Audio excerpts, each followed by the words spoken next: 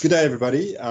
Welcome to the Stellenbosch Graduate Institute Executive Book Club.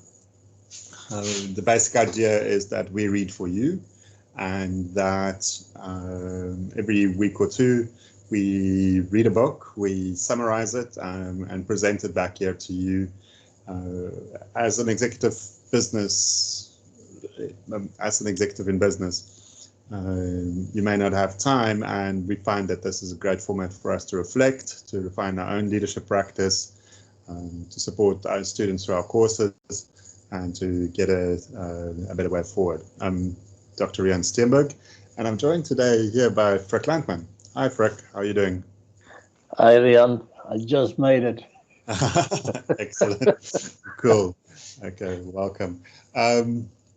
So Frick, today we're reading through Stronger Through Adversity, which is a world-class, but it's actually a set of interviews that was done and summarized from world-class leaders of top companies and how they've dealt with different pandemic-related aspects of their business. I think it's very interesting from that perspective, in that it really is a kind of reflection on how to manage really through the toughest challenges which we've all seen.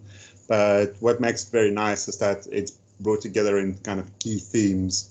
And I think it's the kind of book which I would say that if you're into turnarounds or any kind of tricky situation that a business goes through, it gives you a whole tool set to work with. So it was a very interesting read from that perspective.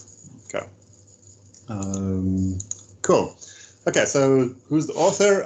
Joseph Michelli, I think it's pronounced. Business consultant, professional speaker, and author. He's got a couple of New York Times bestsellers. He wrote about 9 business titles.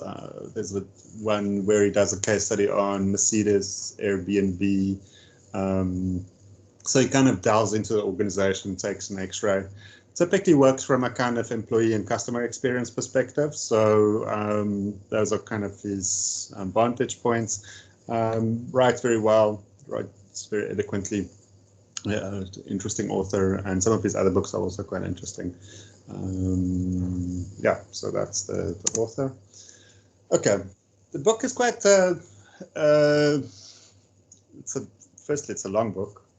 I do not advise reading it in a day or two. It's actually something that you can spend a bit of time on. 377 pages. It's coming up just now. But so you've got the kind of 5 core parts, which is you need to set the foundation, build the connections, move with purpose, harness change, and forge the future. And under each one of those, there are about 4 or 5 chapters. And each of those are really a kind of short guide to the topic. Very interesting, and a very kind of structured look at the topic. I love this quote that's actually a little bit later in the book, which for me summarized the whole book.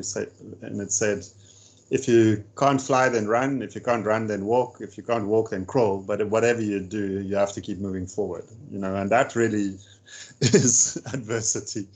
I think in it, that image of crawling and just inching forward, that extra step for me did it for me in terms of after I've read through the book and just reflecting on what the pandemic has done, and how we've all pushed and inched forward to succeed. I can remember well one of the corporate clients of ours in the financial industry in that week of the first lockdown.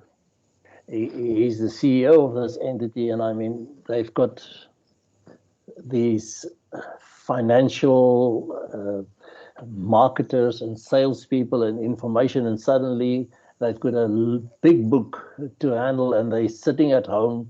They had no infrastructure at home at that moment, And he almost gave me the sense and verbatim, like he's standing in the middle of a desert and there's 7 suns coming up and you don't know in which direction you have to move. Absolutely. But what you do know is you have to keep moving. That's it. You have to keep moving. I think there's a Spanish expression, or might be French, like la vida es la vie. Yeah, to move. Yeah,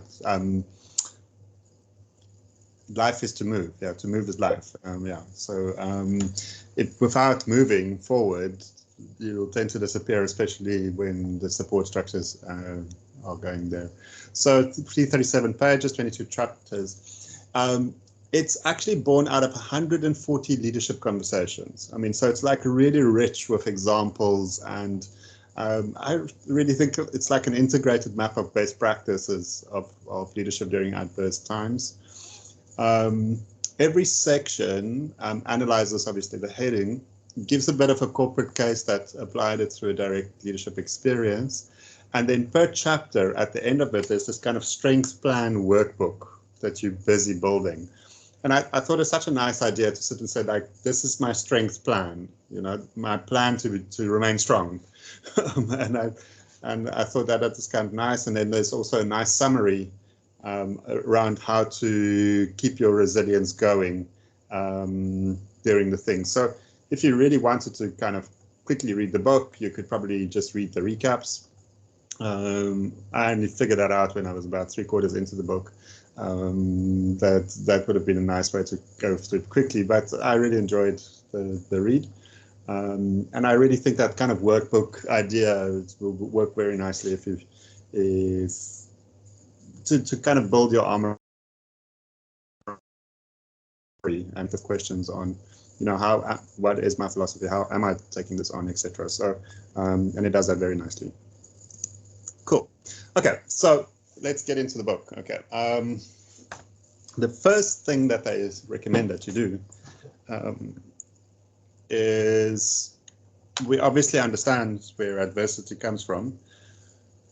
The pandemic triggered us over the last 2 years. And the interesting part is, and why I also thought it's, like, I'm sure everybody has talked about this at some level, but why is it important to talk about this now? And I just thought, you know what, there's something that in this about, it's not going to go away. Okay, and we might actually see it in different formats going forward, but there is going to be the stuff. Okay, and we all need to have this tool set because there's a new world of work that is got this at its core, and we're going to see a lot of organizations still fail, struggle, and work, and this is like really a toolkit to make that a different type of experience. So the first thing is that the leader needs to realize that the leader is in this picture, and that you need to put your mask on first. So you first need to take care of yourself, and that's not necessarily selfish. And the author talks about self-care a lot, like really take care of yourself, because if you're the leader of an environment, the environment depends on you and looks towards you at some level for direction. And if you're not going to care for yourself, then, you know, you might lose the whole plot. And one of the things that he reckons it's a good idea is to get an accountability partner, and somebody that you check in maybe with on a regular basis, and where you can get that person to remind you that you need to re-energize yourself, and just get that kind of sense of checking in to figure out how are you doing, and maybe if you do that over a couple of weeks or months, to have a mirror that's staring back at you in terms of saying, but you look different from when I saw you last time, you know, and understanding that to some extent. So I thought that was a nice idea, very practical. And that's the nature of this book. It's very practical in that sense, and that it gives you kind of practical things that you could do. I think we saw this with the kind of healthcare crisis as well, where we had a lot of people that were so desperate to help others that they were running on empty, but they were still running. you know, and that's not necessarily a good thing, because eventually you will fall over. So I think burnout is a real issue, and you first need to take care of yourself as the leader, even if that means handing over some responsibilities, etc. But the challenge that the author highlights is that there's often much at stake, because everything is going to pot, and everything, you're standing in this desert, the seven suns are shining on you, and you believe that I need to move forward, because if I don't, nothing's going to happen, or it's all going to fail. And we have to realize that projects are on this kind of scale is always vital and time sensitive, because there's limited resources and logistical issues. It will create challenges, and we often, because of the fact that we kind of have to pivot or direct ourselves into a new space, we take on critical projects, and those projects are critical because they're ensuring actually our survival, and that can create its own level of stress. Okay, because now you're doing something new, so the order of the problem has changed. Okay, from just survival to doing something new to survive. Okay, and that makes it quite hectic. And a nice example from the book is Fitbit figured out that there's a big problem because all of a sudden people can't run. So who would buy a Fitbit if you don't need to measure? Running. Yeah. So they kind of did their very clever strategic SWOT and analysis and things and stuff, and figured out that they need to get another way to look at this. So they worked out a business opportunity, something called Fitbit Flow, that turns the Fitbit into a health monitor for COVID patients, okay, and etc. But the people that needed to run that, they now needed to pivot that organization in a very short space of time. You know, and one of the leaders reflects in the book to sit there and say, you know, we ended up redefining work and hours and all of these things, trying to deliver this new product, and everything's so time sensitive and so critical, and at some point in time you just wake up from that and you just realize, okay, hang on, what are we doing here? But eventually they did. But so attend and share your feelings, take care of yourself. That's essential for resilience, and leadership effectiveness is the byproduct of a marathon, not a sprint. Okay. And that's where I really liked the idea of you building a strength plan. Okay, so what is your plan to remain strong during a adversity, so that you can be the strong leader? And I think it fits well into some of the other things that we've covered over time in terms of neuroscience and how you should look at life as a balanced initiative and not just task. I think the air hostesses teach us that every time before we take off, first put the mask on, and then you can help others, you know? Yeah, absolutely. And if the plane stops falling, you want to make sure that the pilot has a mask on because he needs to get you to the ground. Yeah, that's a nice section in the book. Cool. Next chapter, leave the island and follow the terrain, which when I read the title, I thought, what? This is going to be interesting. So the leave the island part comes from no man is an island. Okay. The other story that the person tells is that they went hiking and they had a map, and then they were following the map, and all of a sudden they realized that this map is not going to take us anywhere because it's not mapped to this terrain. So what do? So the two idea is no man's an island, so sometimes you have to leave the island. Okay. And sometimes when the map doesn't match the terrain, you have to go with the terrain. Feel where you're going, because that's going to get you somewhere. And as long as you get somewhere, you can then start evaluating where we are. So I think a lot of ideas on unknowns and unknowable unknowns, etc. So adversity really is a time for growth, both personally and in business.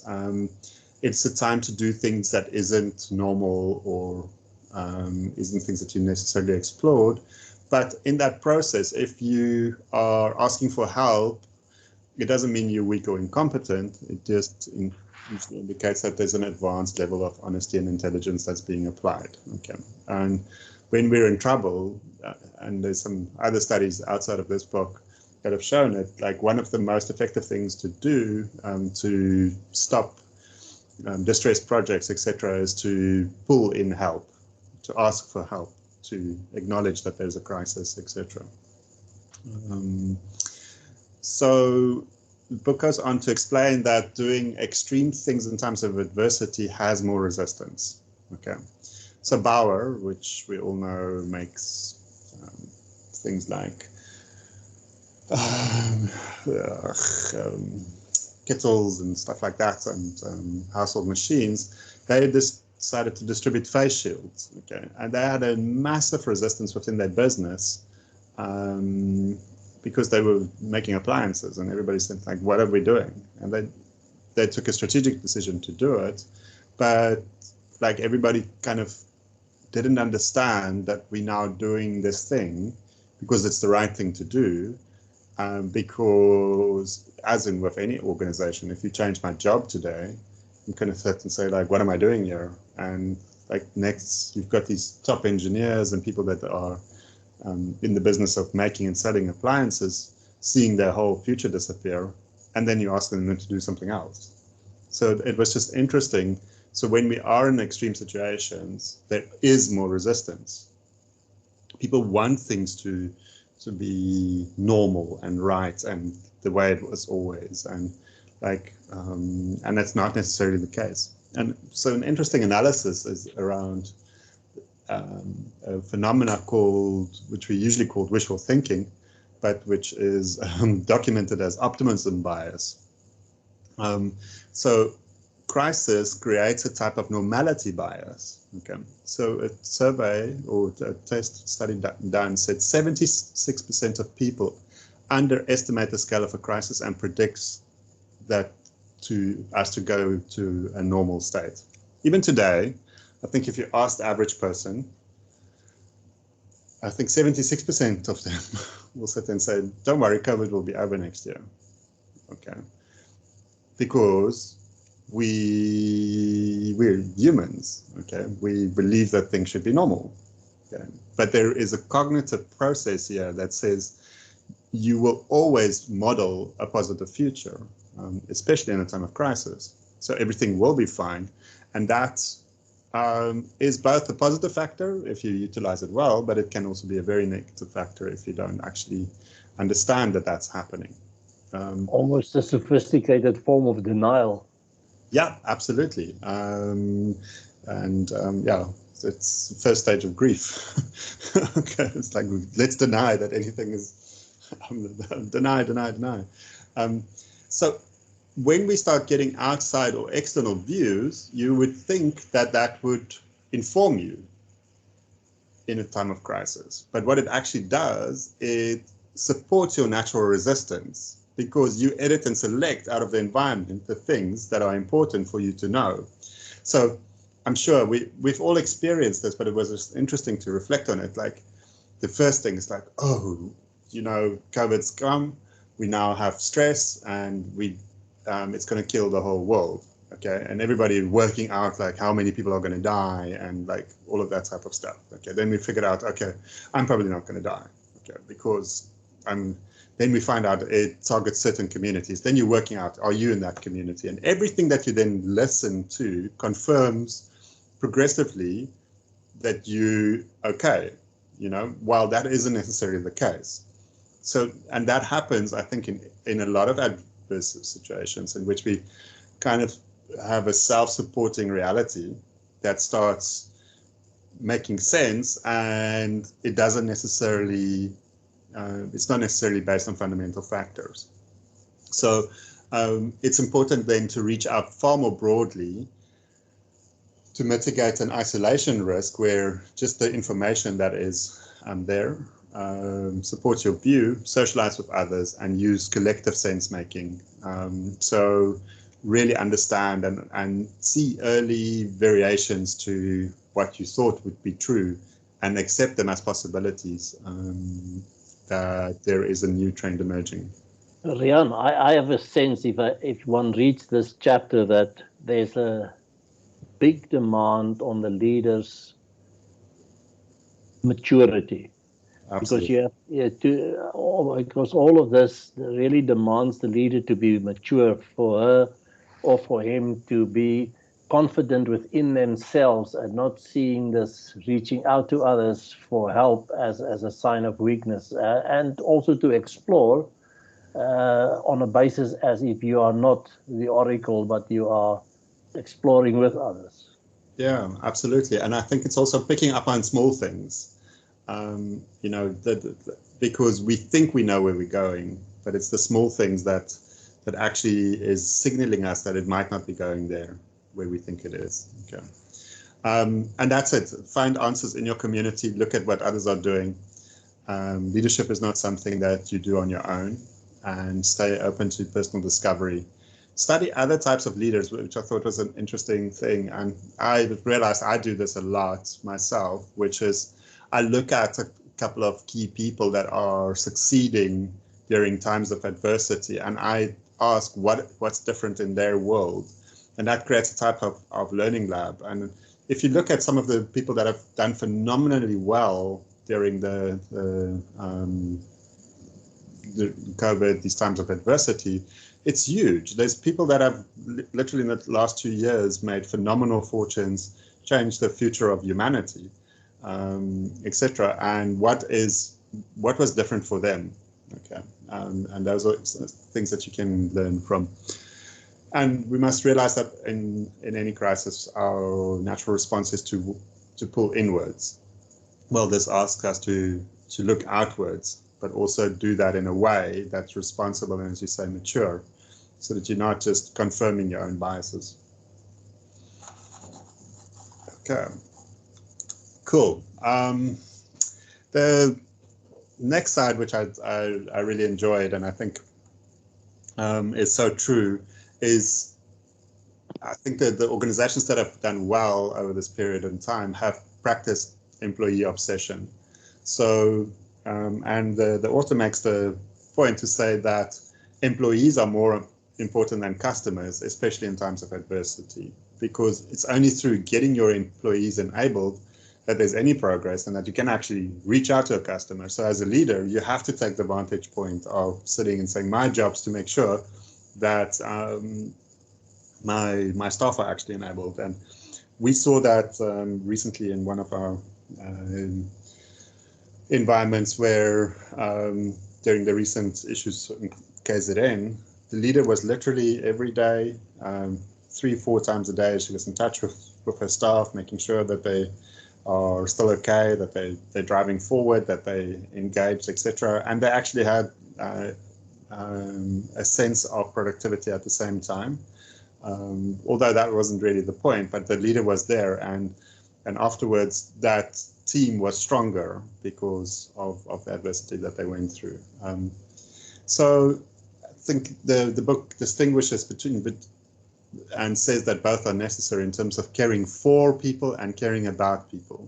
Okay, so it's even in this time, it's important to take care of and to get to know people, even if it's on screen. You can still do things like CEO lunches and find personal things that people can bring to the discussion. Leaders dropping in on meetings which they wouldn't have normally attended, just to kind of be there and talk to people and listen and understand the issues on the ground. Because I think putting stuff on screen has made it very hard to connect with people. And one of the ideas that I thought was very nice is to create a kind of structured networking environment to kind of mirror the office collision. So connecting people to executives and to other people kind of on almost a random basis in terms of saying, hi, you've got some time, speak to this person. Okay, and it's part of a kind of structured condition that we're making so that we get to know each other in the organization a bit. Because if you think about it, there's a whole bunch of people that are onboarding into organizations today, which will possibly never ever meet. I know my wife works in a global virtual role, and she's been home based for the last decade, and she's never met her boss physically, ever. So how do you build a relationship with that person over time if it isn't through a space that's created to do that? And as organizations, there are kind of emerging organizations that specialize in doing this and tools and solutions, but we need to create those spaces in which we can care for and care about people and get to know them. Challenge as well for leaders is to take it off the screen, small gestures, at work packages, home warrior t-shirt, a small whiteboard, a deck of cards, things that you send people to keep them busy, to make them aware that you're still there, you're thinking about them, and simple acts of thoughtfulness. Somebody might mention that they have an issue, and you send them a note specifically for that. Maybe it's a handwritten note and it gets delivered to them. So that kind of connection makes a big difference to organizations. It's important for business also to adjust the work taken in line with the capacity of the organization to deliver. So the author makes a big point to say, if let's just say today we got a massive contract, it's the biggest contract that we've ever had, but we don't have the capacity to deliver. Normally, like in an old world, we would have taken the job. Today, you'd have to think if you can get through the logistics of it. If you will still be able to supply, and if there is a value chain and a downstream here to do so, and the realities might not be that. So I saw this the other day in a scenario where because of some of the factories that were burnt down, retail stock in key lines are very depleted, and organizations have to sell the on-floor demo models because that's the only stock available in key areas. So that means that you can't now go and take a big order for 10 of these because you don't know if the factory can actually supply. And I was thinking like, that's a real thing, and that's the kind of stuff that we have to consider very carefully in this time. There's also, in employee obsession, there is a world that says we need to give employees information and let them do the work. Okay. And so, for example, as a workplace, you tell people that whatever, you have to comply with protocols and make sure that you are measured, etc. Give the tools, and then the business needs to ensure that they do that. And I think it's important as a leader, and also from just an energy management perspective, not to think that you're going to do all of that yourself. Okay, you can't be everything to everybody all the time. So you'd have to focus on how am I enabling others to do that. And then the next step, adjust policies to respond to real environmental issues. I think there's a lot of people that go and insist that the rules must remain the same as they always have been. And then the next thing is that it breaks and everybody is surprised, and sometimes we have to change the rules when there's real environmental issues. One of the things that I'm seeing now is a lot of people, when they go for their second COVID shot, end up having a day or two that they're sick. Okay, so do you now do you take consciousness of that, or do you insist that okay, you can only you have to put in leave, etc., etc.? So that's a kind of just a consideration, but there is a real environmental issue here, and it affects everybody at some point in time. Okay, so employee obsession, interesting area, and definitely I must say that the people that I've seen do this well are really obsessed with their employees. They get to know them, they understand them, they move with them, they actually spending more time with them because we are seeing it work. And Rian, this in all honesty, this is not a new theme, but it's very much accentuated in these times. Yeah, absolutely. And it's interesting that it is almost easier, but also a lot harder to do it now. Yeah. Because you can quickly zoom between different things, but I think you also need to put some things into your toolbox to do it. Like this idea of ask everybody to bring a personal thing that they can bring into the discussion, and just spend a bit of time talking about it. Stuff like that. It makes it fun, interesting. We had a hat day at SGI where we all had to pitch with a different hat, and just had some fun with that. That's the kind of stuff which just breaks the mood and also does something which you wouldn't socialize in another way. Cool. Obviously, big theme in resilience is to set safety supreme, safety above all else, have a safety framework, and applies to everyone. There it seems to be these communities that exempt themselves from safety in organizations, and that's not okay. So we have to look at how we drive that. I think we're all very conscious of this. The book has some interesting points. But safety first. It's kind of an obvious. This is not trying to be facetious, but I mean, it's the first time that we really had such a broad reality that coming to work can be lethal. Yeah, and there was actually labor cases in South Africa where coming to work with COVID, you could be criminally prosecuted for attempted murder. So that's when coming to work and get you in jail. That is a serious reminder that safety must be first. But if you look at it in a broader context, and maybe in different adverse scenarios, I think that there's another dimension to it, and we often talk about it in terms of psychological safety as well. Not forcing people to do things that doesn't make sense, etc. So there's a kind of another whole dimension to the thing. Cool. Okay. So part 2 is more about building connections. How can we do that? Interesting chapter around listening beyond the words. So listening with newfound interest. Ask customers to come to virtual feedback sessions, reach out to customers, actually connect with them. Surveys to employees, actually still do that, figure out what is their issues, etc. Informal listening at the start and end of meetings, connect with people, spend a little bit more time, look in on a person and sit and say, hi, could I just spend a couple of minutes afterwards? Just sit and say, I see you're not doing so well. Or can you tell me if this, just connecting informally. If you're doing things informally and there's consequences or issues that arise, make sure that there's follow-ups.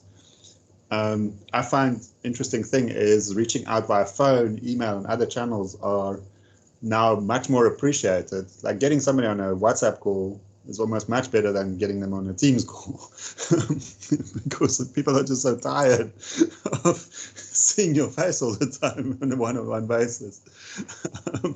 So that kind of informal calling, it's become a new type of informal to just speak to somebody on an open line. So very interesting. And really start and investigate as the leader what is the changes in customer and employee behaviors. And I think the book spends quite a bit of time on that, to say we need to understand when the customer is shifting and also when our employees are shifting, and kind of sense the collective mood from these individual reactions. And that's a tough thing, it's not easy to aggregate in real time. Especially when you've got only single and one-on-one interactions with people. But we must be very conscious as the leaders that things are shifting. And when you're in an office environment, you can kind of see that somebody is maybe a little bit more aloof.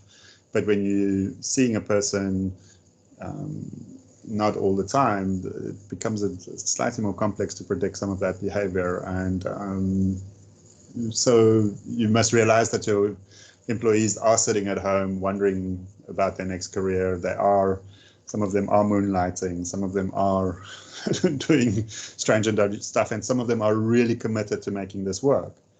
And some of them really have a bunch of issues, like because when they're at home, they have children running around, they have wives shouting at them, or husbands. Let's not be gender insensitive, and that's a new reality that wasn't there before.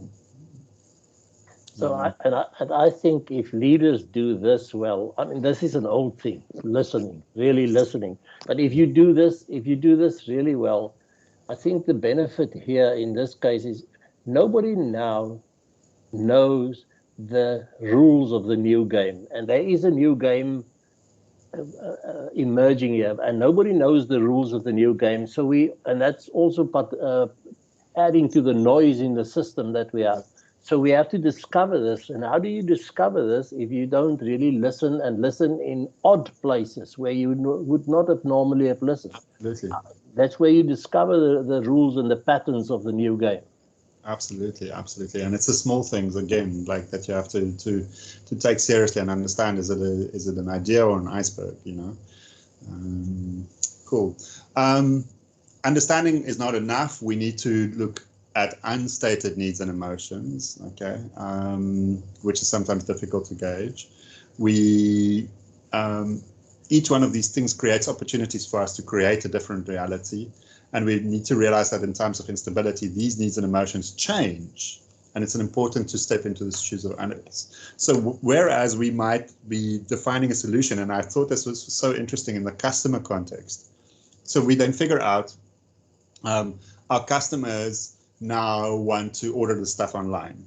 Okay, so we go off and we scurry and we make it possible for the customers to order online. Yeah? And then when we start getting feedback in terms of saying, well, we didn't really like ordering it online, we actually want to go and look at it. We must realize that those emotions change. And it's important to step into the shoes of others and understand that there's a collective process of discovery as well. So we mustn't just design for one state of emotions. Like, yes, our customers, we surveyed them, and it's now the book makes the point to say that's how we've done things traditionally. Once we figure out the customer insight, we optimize for that. But this year, the customer and also employees are constantly changing, and we need to cater for that. And then ensure that listening is not wasted. So make sure that if we identify something, that actions taken, commitments are followed up. And this concept of an inner loop and outer loop, I thought was quite nice in terms of saying feedback to your inner team, but also feedback to your external stakeholders. So close your inner loop and close your outer loop. Okay, so and I think that that's something which we've always seen in organizational development. Kind of the top structure knows what's going on, but nobody else. Okay, but now when you can't even tell your customers what's going on because it isn't, they're all sitting there and they're in a one-on-one world. You need to find ways to feed back into that external team. So I thought the kind of inner loop and outer loop concept was a very nice way to think about that. Cool. Seek carefully, speak truthfully, don't say things that you don't know, resist the facade, outline realistically what the challenges are and how we can deal with this, say when you do not know. There's an unknowable, okay, and we saw that all the time during COVID. If somebody sits and says, when will this be over? You can't answer because there's no answer. Okay. So what is actionable information? Make sure that is shared. If there's a standard or an emerging fact or something that is real, then comment on that and say what is so. So I think that's kind of a very simple idea. Just communicate honestly and truthfully, open, straightforward, nothing more complicated. Don't try to hide something, but try to present it as, oh yes, we'll be fine. We're not selling hope, we're selling reality in adversity. Yeah, cool. Choose your words wisely. the interesting idea that over-communication is not the goal, because you don't really want to share senseless information. And it remains very important to be positive, respectful, and relevant with rich stories. Okay, so that's in that kind of this adverse world, people really want to piece things together. So, and it is not about punitive culture, or we all respecting the fact that we're showing up. And I think that's also something that we often underestimate, that adversity requires a massive positive attitude. If you're going to get something out of somebody in this, it's not going to help to come down on them like a ton of bricks. Cool. So a bit of positive psychology there. Great. Okay. So for the leader, a big thing, you need to bring yourself to work, which is not a new idea, but that's an important idea. And the interesting thing that the author reflects on is to say that hierarchies were failing before the pandemic already. Okay, and we have to realize as leaders, we don't have to be the hero. We don't have to forego self-care. We don't have to figure out all of the solutions on our own. And also, there should be no fear in admitting to a lack of knowledge in the face of uncertainty. If it's unknowable, then I can't know it either, you know, and it's okay to say I can't know. And a big question, and we've explored this previously in one of our books, and it's interesting, this author actually quotes Brené Brown around vulnerability, and say, well, if you're vulnerable, people perceive you as more approachable, they drive a heightened level of trust, it fosters psychological safety, it forms enduring connections, builds strong teams, and it ignites creativity. So you're allowed to be vulnerable. You're allowed not to be perfect. Okay, because that, I think, concept of the leader has changed. Because what is the leader here? It's a connector in a facilitated world, making sure that we're all driving towards a central theme, and that's okay. That's okay. That's already a lot of work, because previously you could stand in front of a crowd and tell 400 people what to do. Now you're doing it through one-on-one connections, one at a time. We're building an energy and mass momentum, etc. And that's part necessity and part choice. It's okay to admit errors, and it's important to admit errors, and understand that your team is watching and listening, but they're not judging you necessarily. Okay, so you'd have to, it's better to sit and say, oh, okay, we didn't know that that's how it works, we move forward, than getting it the other way around.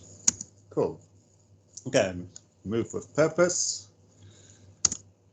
Act your culture.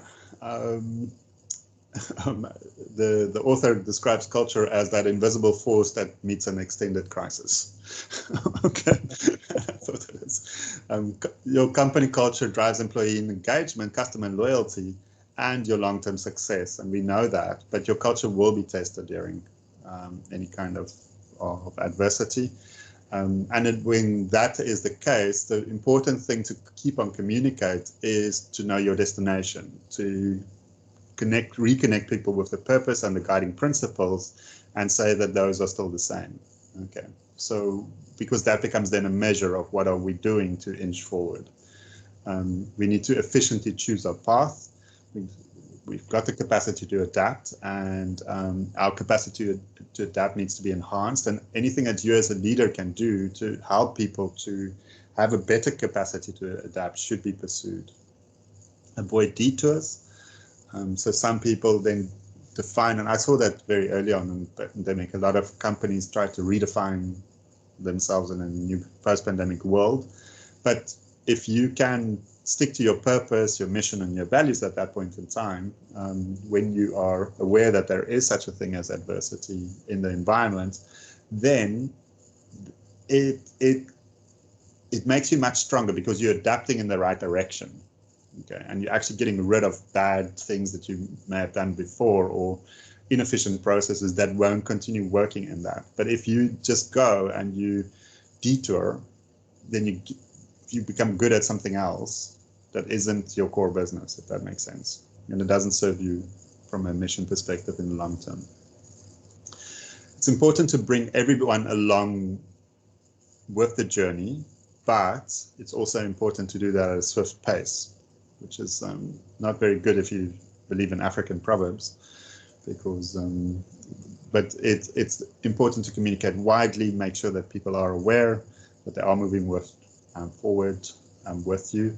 And when that path starts finding you, it's the job of leadership to prioritize initiatives that take us closer to our mission. And people will look towards you for that, because they will come up with ways to move forward. And then it is your job to sit and say, great, that one's good now, this one's later, this is on the path, etc. So if you bring everybody along and they've got this massive energy that's building towards this change and adaptation, it's then your job to kind of herd it in, which we'll talk a little bit about later as well. But it is most probably also true that given this crisis and then how we are sitting and working from home and this mixed mode of how we do things, it must have an impact on the culture, that there's also a virtual element being added to the culture that may not have been there before, and which will impact the culture as we knew it. And it also needs to be dealt with or managed maybe in a different way. Yeah, and I think that's where the capacity to adapt is very, very important, and that must become part of our culture in any organization to have that resilience or bounce back ability. So an interesting aspect as well is, how do you measure yourself as a leader during this point in time?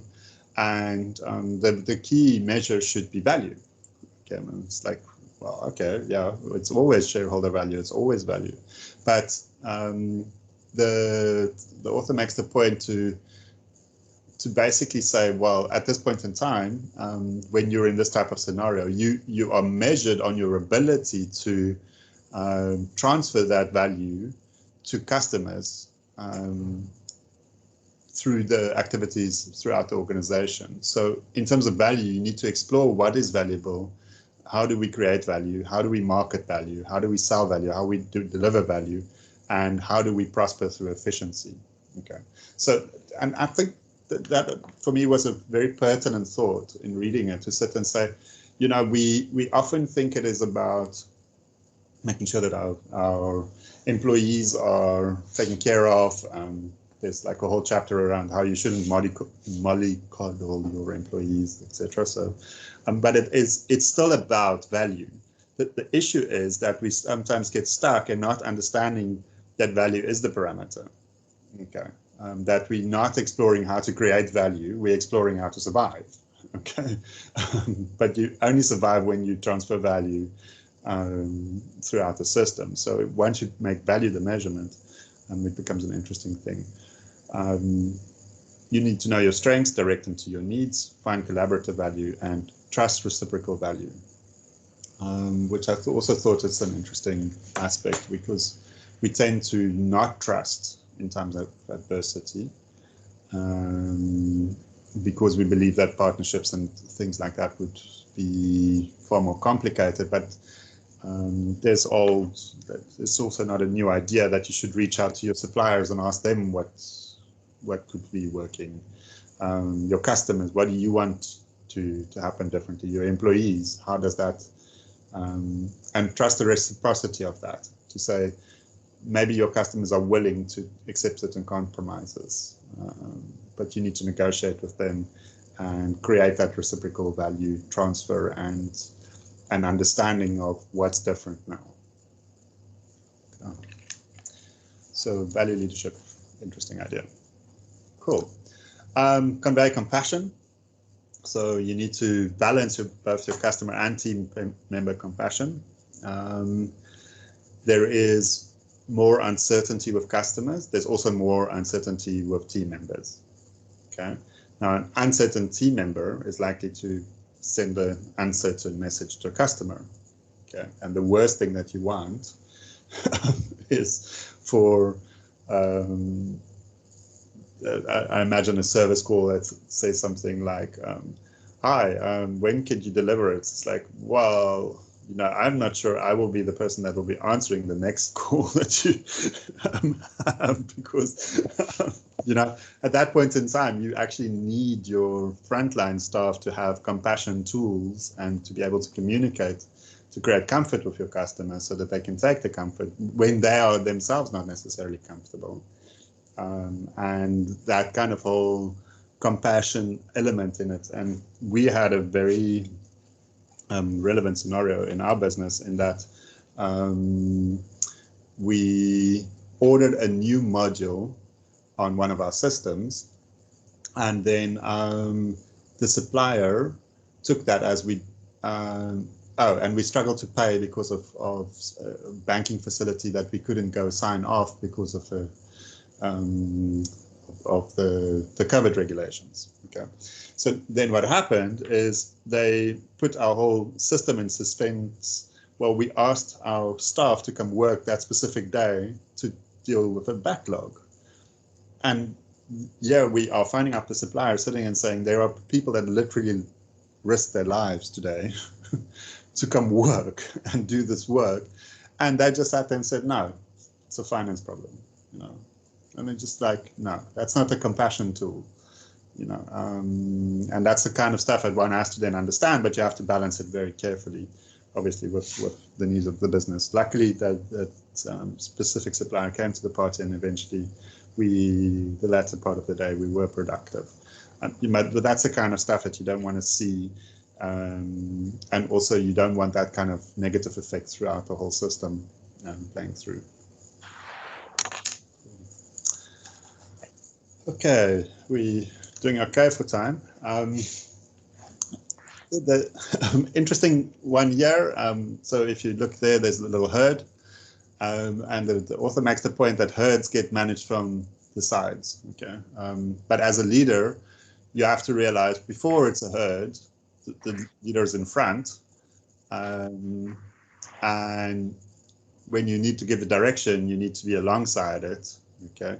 And eventually, it's important for you to be able to support the team's autonomy, momentum, and celebrate the victories. So then you can be in the back.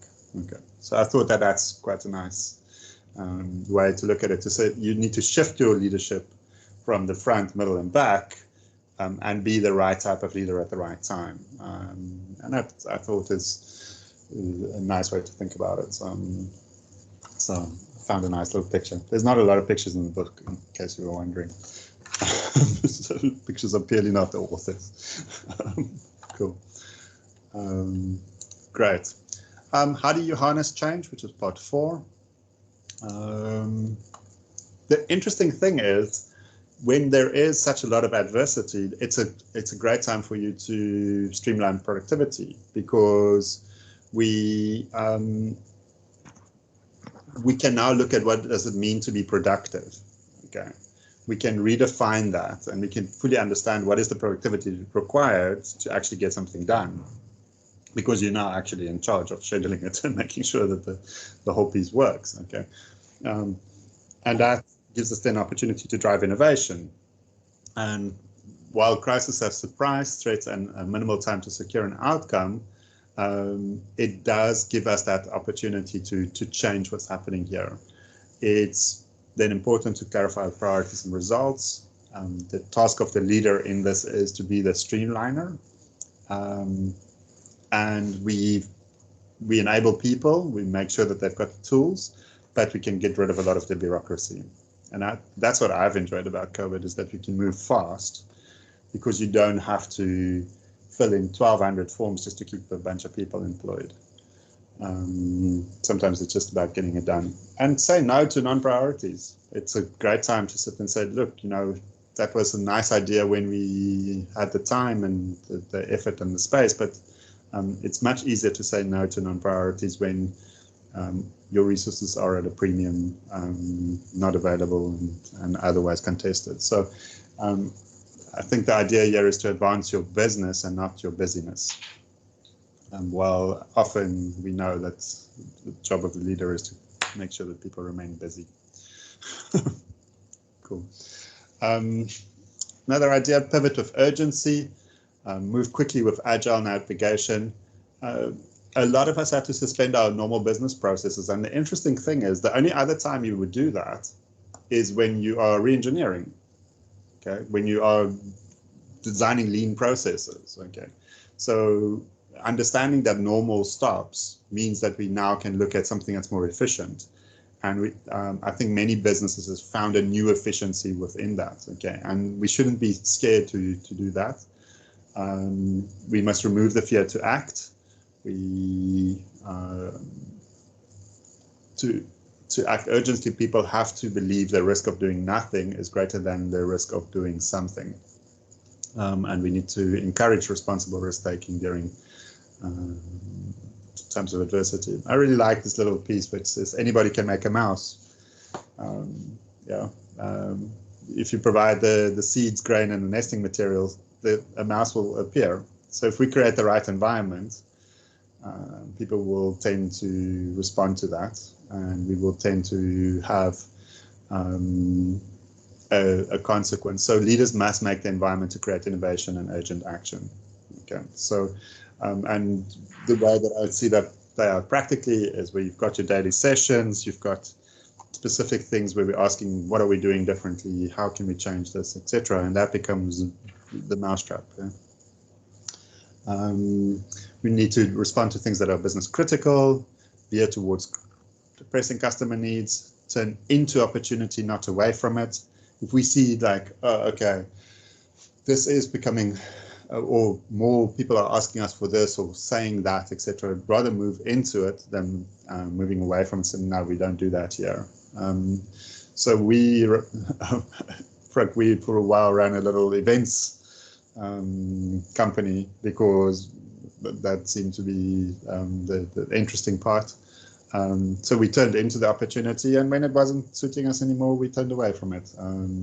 But it worked at the time. Keep moving.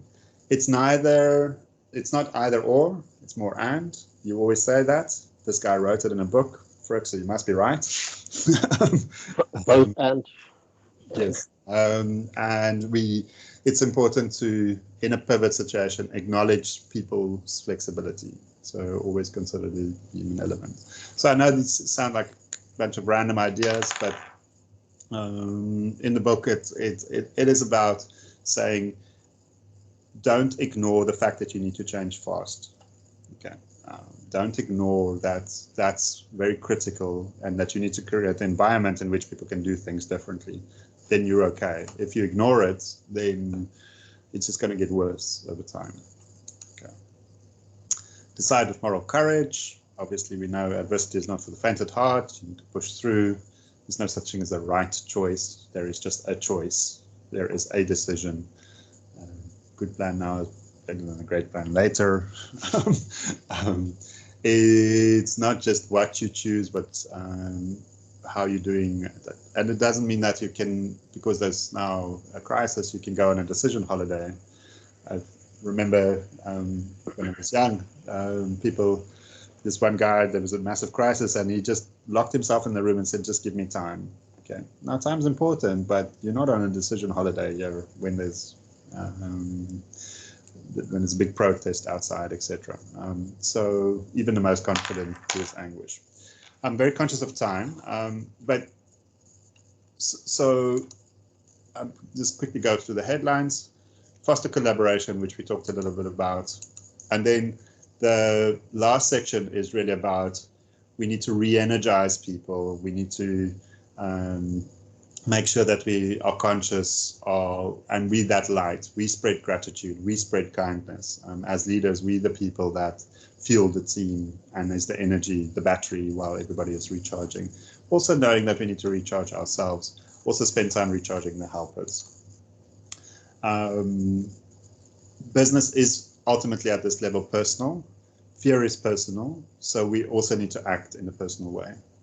Clients also require more personalization, and you need to put yourself out there, both in terms of individuals in your team and clients. And then the second last chapter, is we need to run towards the future. And I love the story, which is that every morning in Africa, a gazelle wakes up. It knows it must run faster than the fastest lion or it will be killed. Every morning a lion wakes up and it knows it must outrun the slowest gazelle or it will starve to death. Doesn't matter whether you're a lion or a gazelle. When the sun comes up, you better be running.